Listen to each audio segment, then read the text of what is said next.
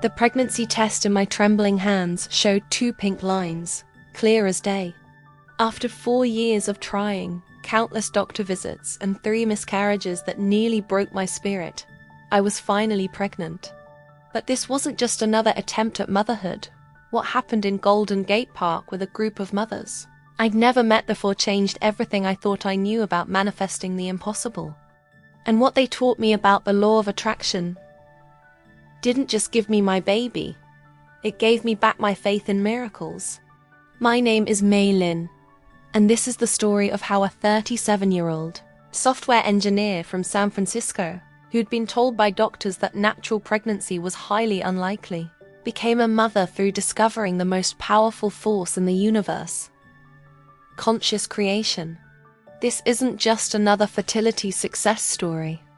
This is about how I learned that sometimes the universe has a different timeline than we do, and that your thoughts create your reality, even when that reality seems medically impossible. 4 years ago, David and I thought getting pregnant would be the easy part. We'd been married for 3 years, both had stable careers in tech, and we were finally ready to start the family we'd always dreamed about. I was 33, healthy, and optimistic. How hard could it be? The first year, we tried naturally. When nothing happened, our doctor suggested some basic fertility testing. "You're both fine," Dr. Rodriguez assured us. "Sometimes it just takes time." Year 2 brought the first miscarriage at 8 weeks. The doctor called it common and told us to keep trying. The second miscarriage came 6 months later, followed by a third that left me questioning everything I thought I knew about my body. By year 3, we were deep into the world of fertility treatments. IVF cycles, hormone injections, endless appointments that made me feel more like a science experiment than a woman trying to become a mother. My body was exhausted, my marriage was strained, and I was spending more time in medical offices than at my job. The final blow came last spring when Dr. Rodriguez sat us down with charts and statistics. At 37, with your history of miscarriages and the issues we've identified, the chances of a successful natural pregnancy are less than 5%. But what happened 3 months later in Golden Gate Park would prove that sometimes the most important statistics are the ones doctors never measure. By September, I was emotionally and physically depleted. David and I had started talking about adoption, about maybe accepting that biological parenthood wasn't in our cards. I'd taken a leave of absence from work because I couldn't focus on coding when my entire life felt like it was falling apart. Most days, I'd walk through Golden Gate Park just to get out of our apartment, away from the baby clothes we'd bought too early, the pregnancy books that mocked me from the shelf. The park became my escape, the one place where I could breathe without feeling like I was failing at the most natural thing in the world. It was on one of these walks, sitting on a bench near the playground, that I noticed them. A group of mothers with their toddlers, meeting every Tuesday morning. They'd spread blankets on the grass, let their kids play while they talked and laughed. I'd been watching them for weeks, feeling that familiar ache in my chest. They had what I wanted more than anything, and it seemed so effortless for them. One Tuesday in October, I was sitting on my usual bench when one of the mothers approached me. She was African American, maybe in her mid-30s, with kind eyes and a toddler on her hip. "I'm sorry to bother you," she said, "but I've noticed you here a few times. You look like you could use a friend." Her name was Jasmine, and something about her warmth made me break down completely. Right there on that bench, I told a stranger everything. The years of trying, the miscarriages, the statistics that felt like a death sentence for my dreams. "Honey," she said, sitting beside me, "let me introduce you to some women who understand exactly what you're going through." What those mothers shared with me that day wasn't just support. It was a completely different way of understanding fertility, pregnancy, and the power of belief. The group welcomed me like I'd always belonged. There was Jasmine, who'd struggled with infertility for 6 years before having her son. Maria, a Latina mother of twins who'd been told she'd never conceive naturally. Sarah, who'd had 5 miscarriages before her daughter was born. But here's what surprised me. They weren't just sharing war stories. They were talking about something I'd never heard in any doctor's office. Vibrational alignment. Fertility isn't just about hormones and timing, Maria explained. It's about becoming the energetic match for the baby that's meant to be yours. Sarah nodded. I spent years trying to force pregnancy to happen. It wasn't until I learned to raise my vibration and trust the process that everything changed. They talked about manifestation techniques they'd learned, not instead of medical treatment, but alongside it. Visualization practices where they'd imagine their babies not just as possibilities, but as souls already choosing them as mothers. My engineering mind rebelled against all of it. These women were talking about universal laws and quantum manifestation, like they were discussing the weather. How could positive thinking overcome blocked fallopian tubes and hormonal imbalances? Mei, Jasmine said gently, I can see you're skeptical. I was too. But what if I told you that stress, grief, and fear create chemical changes in your body that actually interfere with conception? What if your thoughts really do create your reality on a cellular level? She mentioned a book that had changed her perspective. Louise Hay's You Can Heal Your Life. Louise talks about how our beliefs about ourselves affect our physical health. For years, I believed I was broken, defective. My body was just reflecting that belief.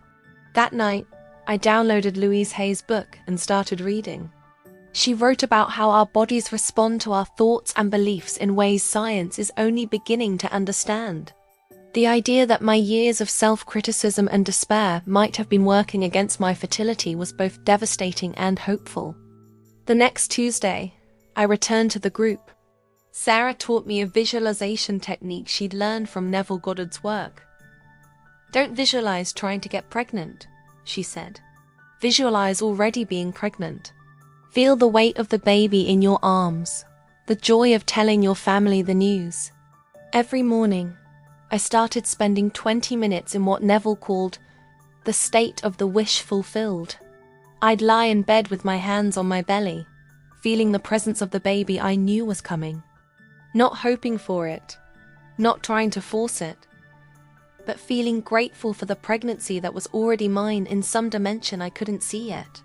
3 weeks into this practice, something shifted, and the first sign from the universe came in the most unexpected way. I was grocery shopping at Whole Foods when a pregnant woman approached me in the baby food aisle. "Excuse me," she said. "This is going to sound strange, but I felt compelled to tell you. You're going to be a wonderful mother." I stared at her, shocked. "I'm not pregnant," I said. She smiled. "Not yet. But the energy around you, ... it's different. Maternal, your baby is coming." Before I could respond, she walked away. I stood there holding a jar of baby food I didn't remember picking up, wondering if I was losing my mind, or if the universe was trying to tell me something. That week, I started noticing baby-related synchronicities everywhere. License plates with numbers that matched my due date from previous pregnancies. Pregnant women seemed to be everywhere I looked. A colleague at work announced her pregnancy the same day. I found a baby shoe on my doorstep. No idea how it got there. The mothers in the park introduced me to Dr. Joe Dispenza's work on changing limiting beliefs. "Your body has been living in survival mode for years," Jasmine explained. "All the stress, disappointment, and fear have created patterns that work against conception." I learned about gratitude practice as a way to attract abundance. Instead of focusing on what I lacked a baby, I started appreciating what I had. My loving marriage, my health, my capacity to love a child so deeply that I'd fight for them for years. Maria taught me about Abraham Hicks and the concept of allowing. "You've been trying so hard to make pregnancy happen," she said. "But what if you're actually pushing it away with all that effort and desperation?" Learning to let go of control was the hardest part of my journey. and it would become the key to everything that followed. By December, I'd been practicing these techniques for 2 months. My relationship with David had improved dramatically. I was sleeping better, laughing more, feeling like myself again for the first time in years. But I still wasn't pregnant. One Tuesday morning, I broke down in the group. "I've been doing everything you taught me," I sobbed. "The visualization, the gratitude, the positive thinking. But nothing's happening. Maybe the doctors are right. Maybe I'm just not meant to be a mother." Sarah held my hand. "Mei, what if this journey isn't about becoming pregnant? What if it's about becoming the woman who can handle the miracle when it arrives?" She was right. Over the past months, I'd transformed from a desperate, controlling woman into someone who trusted the process. I'd learned to find joy in the present moment instead of always reaching for the future. I'd discovered the power of intention coupled with surrender. That night, I did something I'd been afraid to do. I packed away all the fertility books, the ovulation trackers, the pregnancy tests. I told David I was ready to stop trying and start living. "If we're meant to have a baby," I said, "it will happen. If we're not, we'll find another path. But I'm done living in this space between hope and despair." For the first time in 4 years, I felt free. Not defeated free. I was finally aligned with the truth that I was already complete, already enough, already living a meaningful life. 2 weeks later, I experienced what I can only describe as the universe's perfect timing. Valentine's Day morning, I woke up feeling different. Not sick, not tired, just different. There was a quality to the light coming through our bedroom window that seemed more golden than usual. David was still sleeping, and I lay there feeling oddly peaceful. I hadn't taken a pregnancy test in months, hadn't been tracking ovulation or analyzing every symptom. But something made me get up and check the bathroom drawer where I still kept a few tests from my obsessive period. The 2 pink lines appeared immediately. Clear, undeniable, beautiful. I sat on the bathroom floor and cried, not from relief or desperation, but from pure gratitude. This wasn't just a positive pregnancy test.